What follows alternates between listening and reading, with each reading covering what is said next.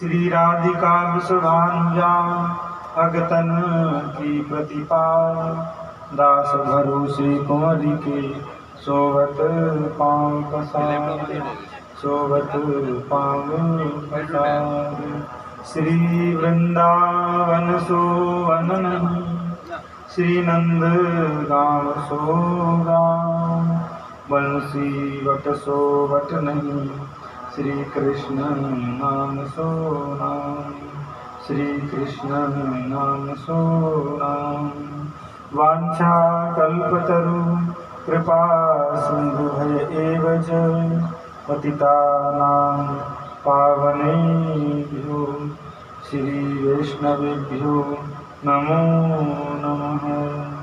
वागीशायस्य वदने लक्ष्मीर्यस्य च वक्षसि, यस्यासते हृद्ये संवितं तं नरसिंहमहं भजे। विधि नारद शंकर सनकादिक कपिल देव मनुभूप, नरहरि जनक बलि भीषण सुख मुनि धर्म स्वरूप। ये अंतरंग अनुचर हरि के, जो इनको जस गावे, आदि अंत लो मंगल तिनके, श्रोता वक्ता पावे।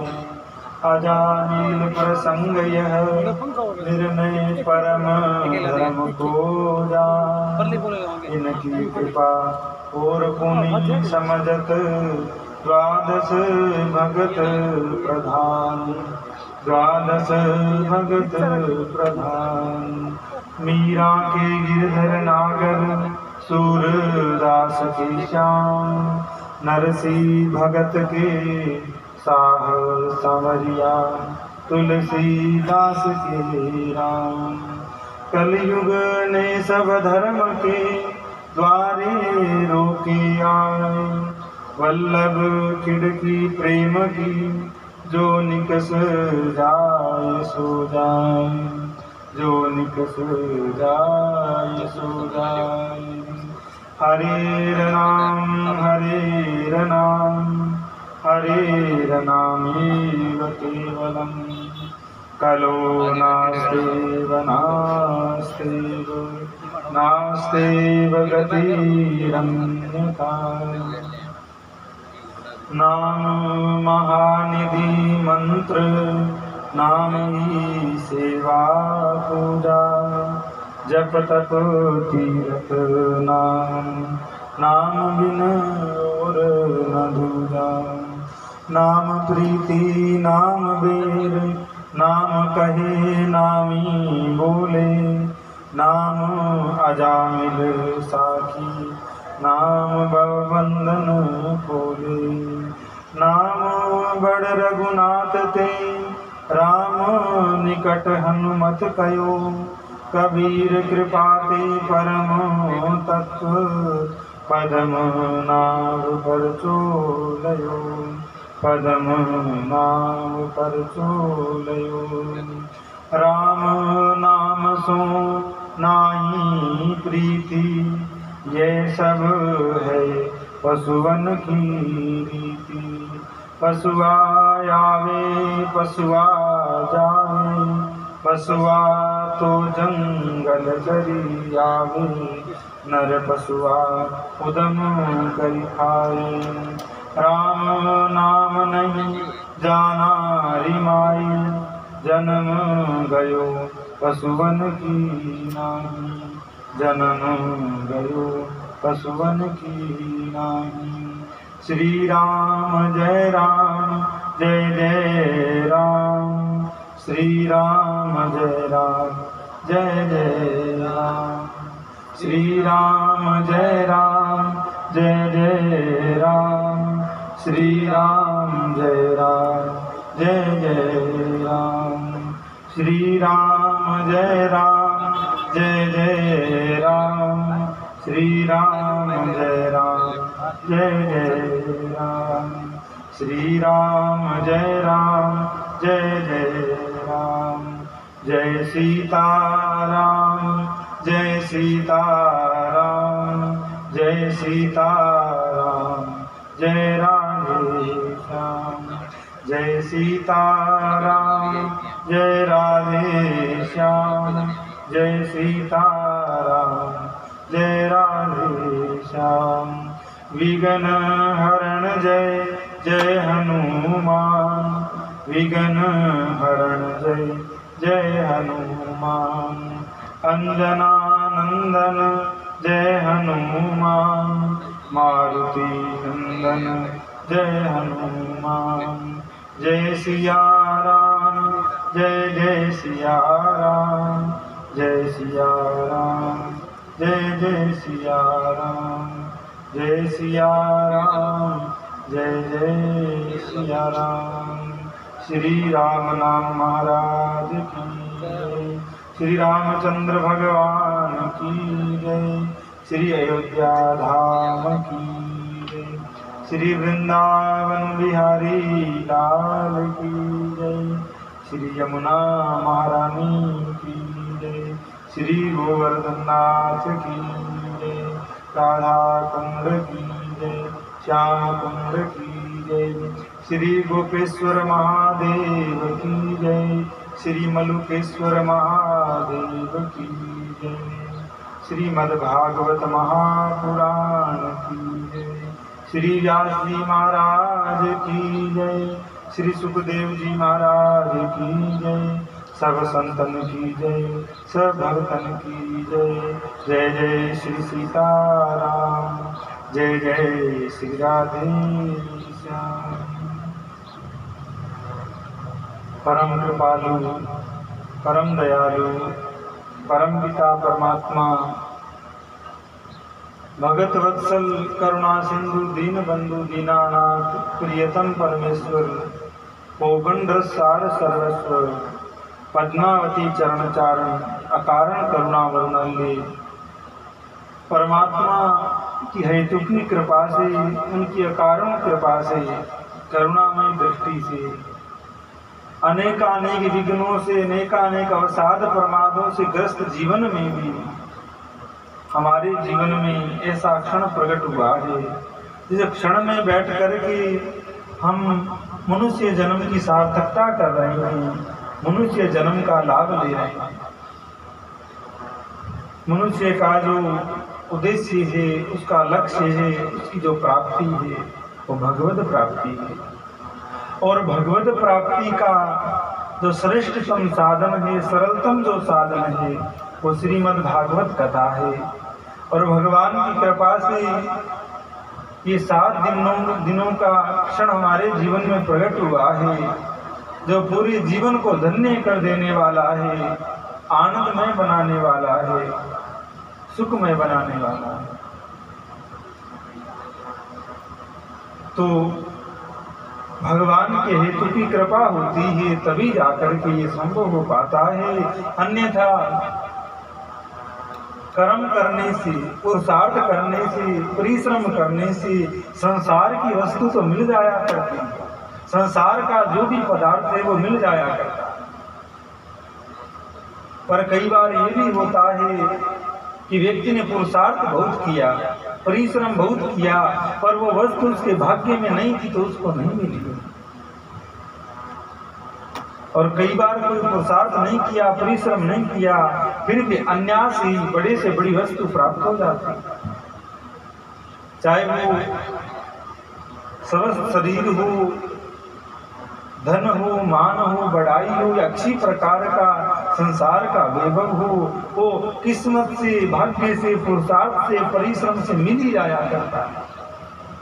और भाग्य में भी कई बार नहीं होता है तो किसी ने कोई देवता की आराधना करी कोई भगवान की पूजा करी तो भी उसको मिल जाया करता है।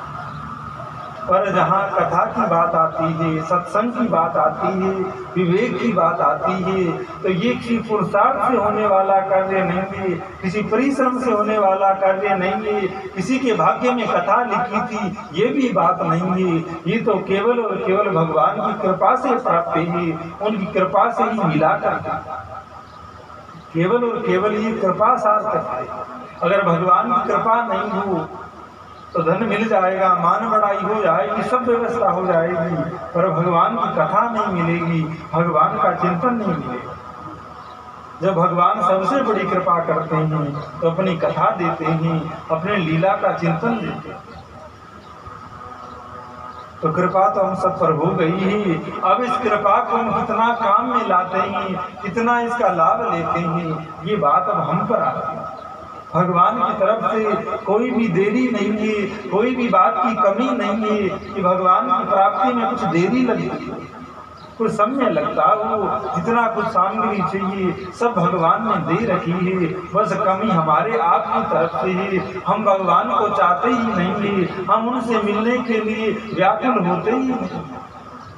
जिस दिन भगवान से मिलने की व्याकुलता होगी और इस बात में दृढ़ता होगी कि वो मिला करता है, उसका दर्शन होता है, तो फिर दर्शनों में देरी नहीं है, फिर कोई समय लगने वाली बात नहीं हुआ करता।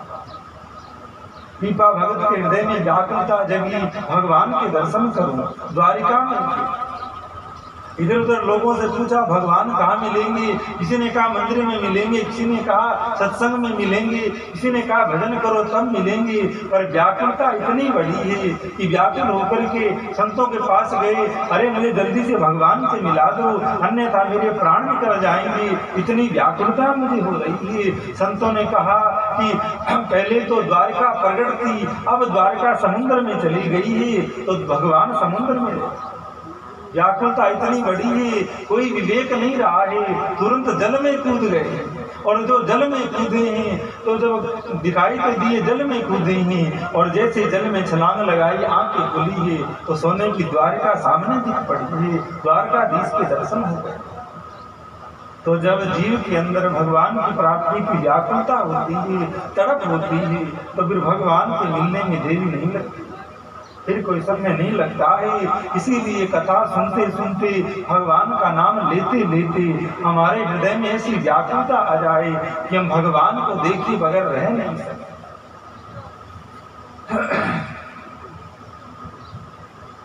किसी व्यक्ति ने, किसी शिष्य ने गुरु से पूछा कि भगवान कृपा करके बताइए भगवान कैसे मिलते हैं, भगवान कब मिलेंगे। साधन करते हुए, माला फेरते हुए बहुत समय हो गया है, पर कुछ अनुभूति नहीं हुई है, आप कृपा करके बताइए भगवान कैसे मिले। तो गुरु ने कहा कि मैं अगर वाणी से बताऊंगा, शब्दों से बताऊंगा तो विशेष लाभ नहीं होगा, तेरे को मैं प्रैक्टिकल करके बताता हूँ। एक दिन गुरु चेला दोनों नदी में नहाने गए। शिष्य ने जैसे ही डुबकी लगाई तो गुरुजी को शरीर में ठीक थे, चेला के ऊपर बैठ गए। अब जब चेला पानी में डूबने लगा, सांस आने से रह गई, व्याकुल हो गया, तड़प उठा कि जल्दी से बाहर निकलूं। जब एक क्षण रहा कि अब पानी से बाहर नहीं निकला तो मर जाएगा, तो गुरुजी ने छोड़ दिया। जैसे ही गुरुजी ने छोड़ा तो बाहर निकला। पहले तो खूब अच्छे से सांस ली, बाद में बोला गुरुजी ये क्या कर रहे थे, अगर एक क्षण भी मुझे जल से बाहर नहीं निकालते तो मैं मर जाता। तो गुरु ने कहा कि तू पूछ रहा था कि भगवान कैसे मिलेंगे, बोले जिस दिन भगवान से मिलने के लिए तेरे मन में ऐसी व्याकुलता होगी, जैसी व्याकुलता जल से बाहर निकलने के लिए हुई, तो भगवान तुरंत मिल जाए। और सत्संग है, भागवत है, चाहे ज्ञान की कोई चर्चा है, उसका यही भाव रहता है कि जीव को व्याकुलता हो भगवान से मिले, वो संबंध बोध जागृत हो जाए जो हमारा परमात्मा के साथ नहीं है, भगवान के साथ नहीं। जब तक संबंध बोध नहीं होता है तो माँ का भी वात्सल्य बालक के प्रति नहीं हो पाता, पिता का भी प्रेम पुत्र के प्रति नहीं हो पाता है, जब तक उनका संबंध बोध नहीं। और जहाँ संबंध बोध हुआ तो एक वात्सल्य भाव मैया का जगता है, पिता का प्रेम जागृत हो जाता है, दादा दादी सब बालक से प्रेम करते हैं क्योंकि संबंध बोध जगते हैं। राम सुखदास जी कहते हैं कि अपनी तो फटी हुई जूती भी अच्छी लगती है क्योंकि उससे हमारा संबंध है, और दूसरे के चाहे कितने सुंदर जूता पड़े हो उससे हमारा प्रेम, उससे लगाव नहीं होगा।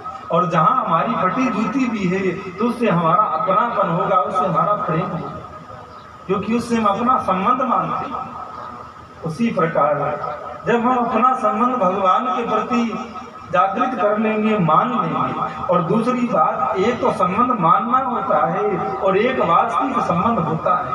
कई बार देखा जाता है माँ बेटे में लड़ाई होती है तो माँ कह देती है तू मेरा बेटा नहीं है, बेटा भी कह देता है कि तू मेरी माँ नहीं है, जो और ही बहुत कुछ कह देते हैं।